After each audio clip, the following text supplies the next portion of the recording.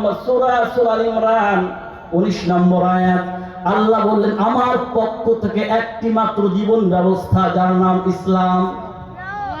ইসলাম মানে শুধু নামাজ নয়, ইসলাম মানে শুধু রোজা নয়, ইসলাম মানে শুধু হজ নয়।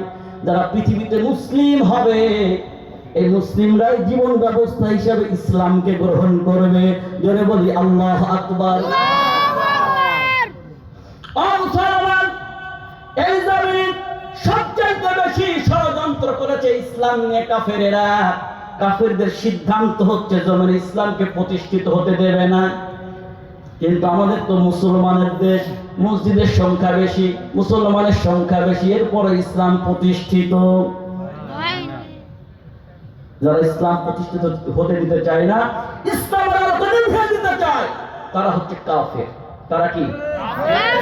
ইউরিদুনা আন ইউতফিউ নূরাল্লাহি বিআফওয়াহিহিম ওয়া ইয়াবাল্লাহু ইল্লা আন ইউতিম্মা নূরাহু ওয়ালাউ কারিহাল কাফিরুন।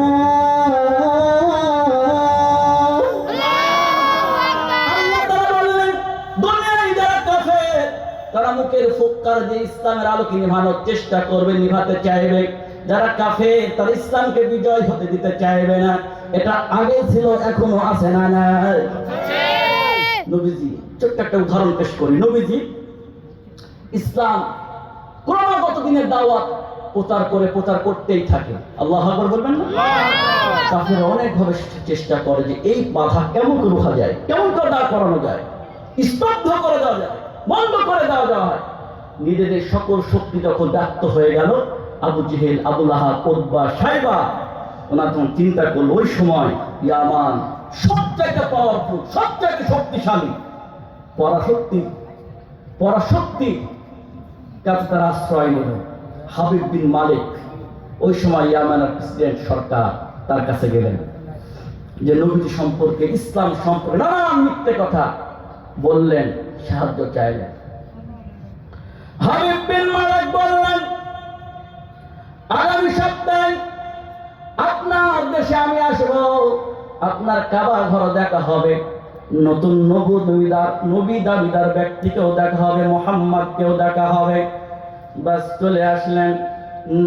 আবু জেহেল ওই হাবিব বিন মালিককে স্বাগত জানানোর জন্য একটি স্বর্ণের চেয়ার আর একটি রূপার চেয়ার, দুইটা চেয়ার বানালেন। স্বর্ণের চেয়ারে বসবেন হাবিব বিন মালিক, আর রূপার চেয়ারে বসবেন আবু জেহেল। ইয়ামান থেকে প্রধান বড় শক্তিধর পাওয়ারফুল ব্যক্তি আসবে। স্বাগত জানানোর জন্য হাজার হাজার মানুষ দাঁড়ায় গেছে। বিশাল সৈন্যবাহিনী নিয়ে হাবিব বিন মালিক হাজির হয়ে গেলেন। হাজির যখন হয়ে গেলেন, হাবিব বিন মালিককে বসানো হলো স্বর্ণের চেয়ারে, আর আবু জেহেল বসলেন রূপার চেয়ারে। আবু জেহেলের সিদ্ধান্ত নবীজিকে এখানে অপমান করবে, অপদস্থ করবে। আজকে এই শক্তি প্রয়োগ করে ইসলামের প্রচার প্রসার সহ সকল যাবতীয় কার্যক্রম বন্ধ করে দেবে। একটু আর বলা যাবে কি নাউজুবিল্লাহ? হাবিব বিন মালিক বলে কোথায় উনি, নিয়ে আসো। সকল মানুষ সৈন্যবহর নিয়ে হাবিব বিন মালিক হাজির, উপস্থিত মক্কার লোকেরা হাজির। হাবিব বিন মালিককে দেখার জন্য এসছে। আর সবচেয়ে বড় কথা হচ্ছে নবীজিকে অপমান অপদস্থ করবে। আচ্ছা বলেন, সম্মানের মালিককে, অপমান করার মালিককে? এদিক সেদিক যাচ্ছি না, সোজা কথা যাচ্ছি। নবীজিকে আহ্বান করা হলো। নবীজি এক পা দুই পা করে চলে আসছেন। আচ্ছা বলুন, নবীজি আসছেন, নবীজির সঙ্গে কে আছেন? দুর্বল কিছু সাহাবী আর নবীজি, আর কেউ নাই, আর আল্লাহ। জিবরাইল বললেন, ও নবীজি, আজকে আল্লাহ তাআলা আপনাকে আজকে একটি বড় একটা বিজয় দান করবে, বিশেষ একটি সম্মান দান করবে। নবীজি যত আগায় আসে, হাবিব বিন মালিক নবীজির দিকে তাকায়া থাকে। নবীজির চেহারাটা এত সুন্দর ছিল। নবীজি আস্তে আস্তে আগায় আসছে, আর হাবিব বিন মালিক স্বর্ণের চেয়ার থেকে আস্তে আস্তে উঠে যাচ্ছে। সুবহানাল্লাহ।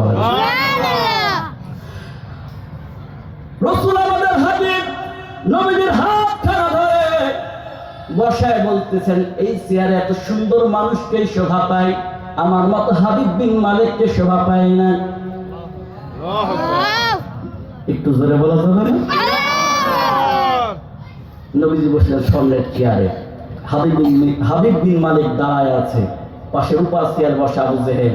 আবু জেহেল চিন্তা করে, উনি বিদেশি মেহমান, পাওয়ারফুল শক্তির লোক, আমার কাজে এসেছে, আমি যদি এই চেয়ারে বসে থাকি মান থাকে। উনি দাঁড়ায় হাবিব বিন মালিকের হাতখানা ধরে ওই রূপা খচিত চেয়ার